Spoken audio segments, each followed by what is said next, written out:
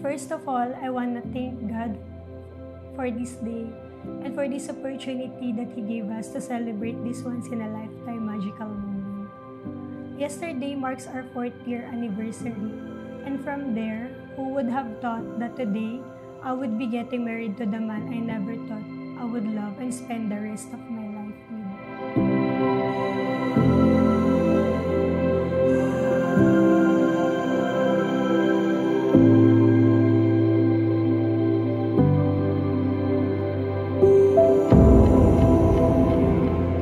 Magmula nang nakilala kita, nabulabog mo ang buhay ko. Masaya na ako dati na gumigising sa umaga, maglalaro, magtatrabaho, matutulog. Pero unti-unti tayong nagkakasama, nababago mo ang nakasanayan. Napakita mo sa akin na mas magiging masaya ako gawin ang lahat kasama ka.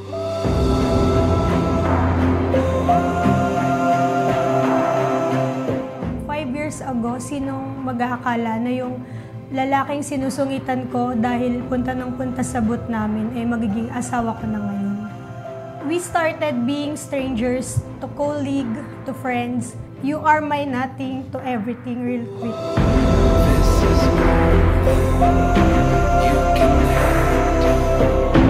This is more than you will ever know. This is more than you can handle. This is more than you will ever know. This is more than you can handle. Uy, pucha, favorite ko to ah. Ay! Bruno Mars! Bruno Mars! Ba't may brief? Brief? May brief nga. Uy! Oh.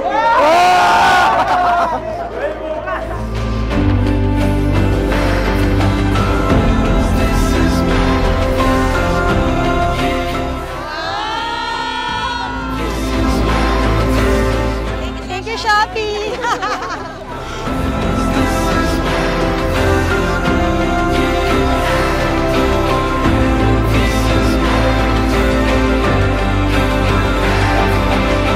Di ko na lang namalayan na 4 na taon na tayo magkasama. Kasamang kakain sa iba't ibang lugar. Sa kakagala natin sa maraming magagandang tanawin. Maghirap, mapagod, at sumubok sa buhay. Siguro nga, mabilis umandar ang oras kapag kasama ka. Don't worry, you will find me when you need me. I am watching you. Don't worry, you will find me. Sino ba naman kasi hindi mahuhulog sa sobrang maintindihin na tao? Una pa lang, pinakita ko na sa'yo na masungit ako, pero hindi mo pa rin ako nilayuan. Bakit ako naiiyak?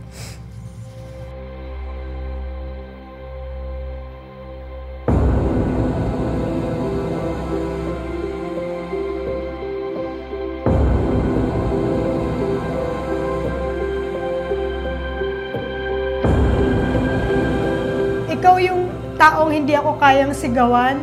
Your love is so pure and genuine, and I can feel it from within. I know you're the one.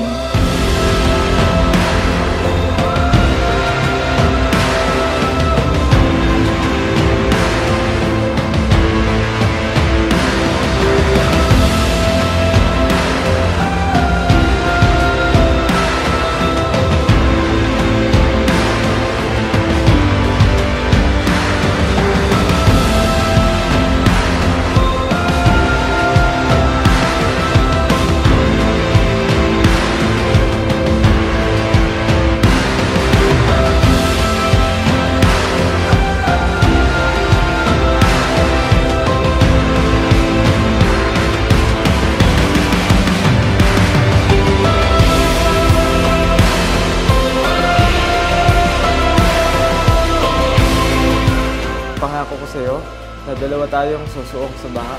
Dalawa tayong magsusumikap at lalaban sa buhay. Magaan man or mahirap ang buhay, magbago man ang itsura mo, tumandaman tayo. Sasamahan kita at patuloy kong ibabalik ang lahat ng pagmamahal.